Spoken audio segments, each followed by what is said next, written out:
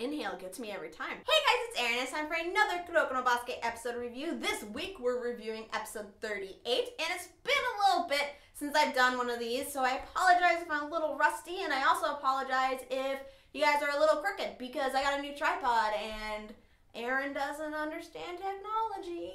I'm a little bit antsy but sad that I didn't get to review the last episode, aka the Hot Springs episode, because oh my golly, was it splendid. I also like to refer to it as Izuki's Life is Suffering because it basically was. No plane, no right now, why? Though I won't be doing a full review on it, I do have to say, I do have to give my input that I thought the comedic timing on the anime episode wasn't quite as good as it was in the manga, because I think that you could read the manga a bit quicker, at a bit quicker pace.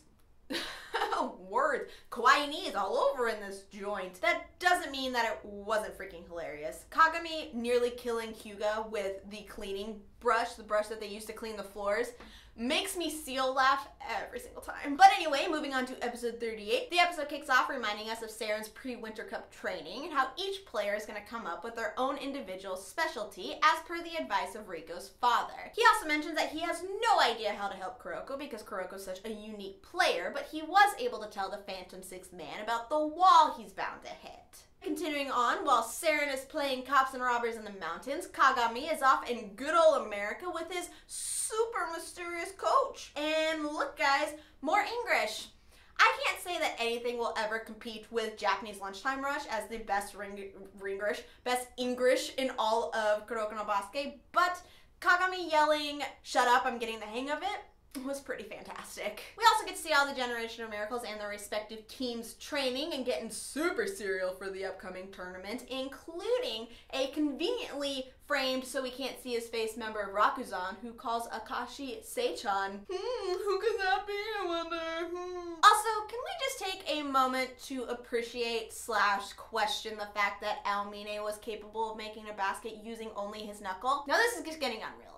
Finally, the Winter Cup is upon us, and lordy, is it a big freaking deal. The narrator informs us that the Inter-High used to be the big papa in terms of high school basketball tournaments, but the Winter Cup, full appreciation for that pun, BTW, has since overthrown it. But screw Winter Cup beginnings, screw English, screw individual skills and Kuroko hitting a wall, because I do believe that the most anticipated part of this entire episode would have to be the unveiling and official, not covered in shadows appearance of the Generation of Miracles Captain Akashi. And oh boy, was it a pretty epic first appearance, if I do say so myself. I would expect nothing less from a guy who's the captain of a bunch of basketball monsters and has 2 different color eyes. Now this was an incredibly important scene because there's been so much build up to it. We've been waiting for it since, I don't know, a really fudging long time. But I think they did it very well. I thought it was really well directed, and the music and editing came together to make this nail-biting anticipation that had a really good payoff. For me personally, I liked his introduction here more than I liked it in the manga,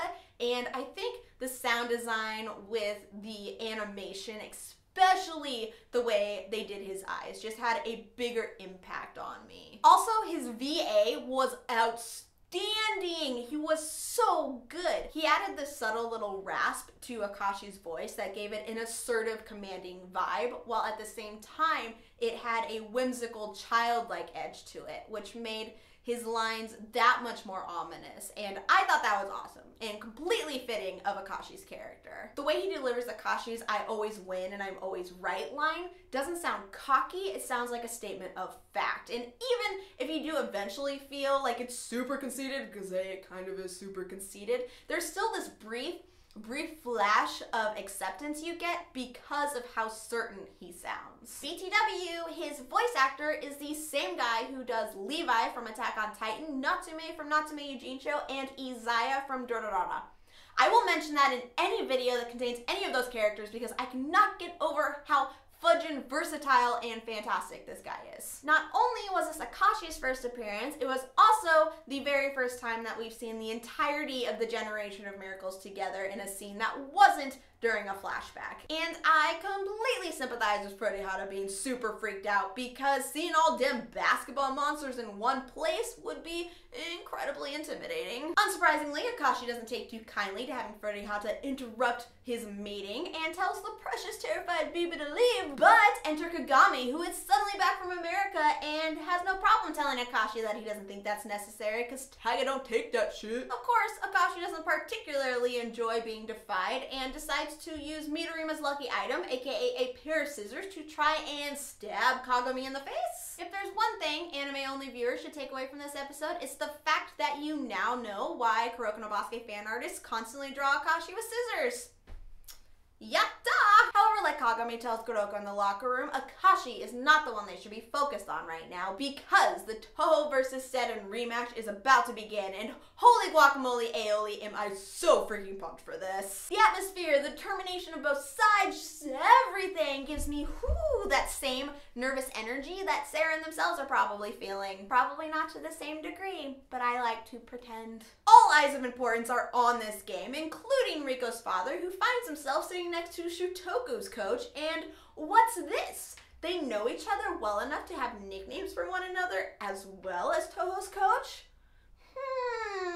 What could that be about, I wonder?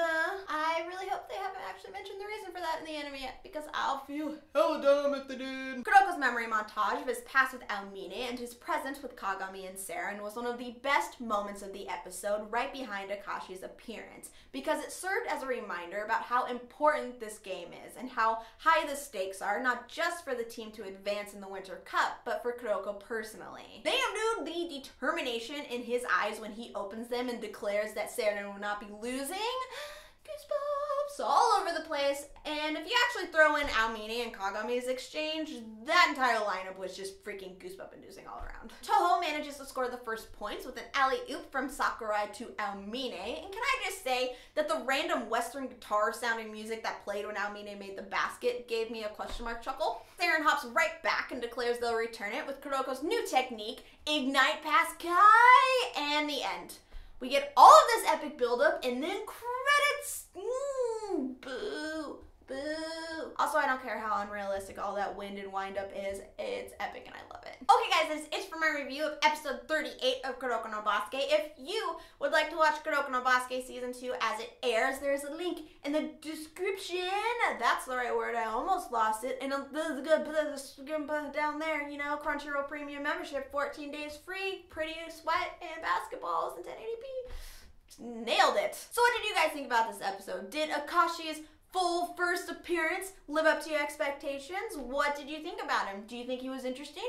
Do you think he was a dick? Did you hate him? Did you hate him a lot? Leave your thoughts in the comments down below. And also, in case you forgot, there's a new OP next week. Though I am probably gonna cry happy and sad tears because the current opening was my favorite opening of the fall season last year. And probably is gonna be my favorite opening for a really long time. So, change is good. Right? If you guys would like any more of my weirdness, you can find it in the description down below. Twitter, Tumblr, Facebook, Instagram, all of that sort of fancy stuff. I hope you're having a fantastic day, and I'll talk to you later. Bye-bye! Oh. Framed so we can't see his face member of Rakuzan, who calls Akashi Shay-chan.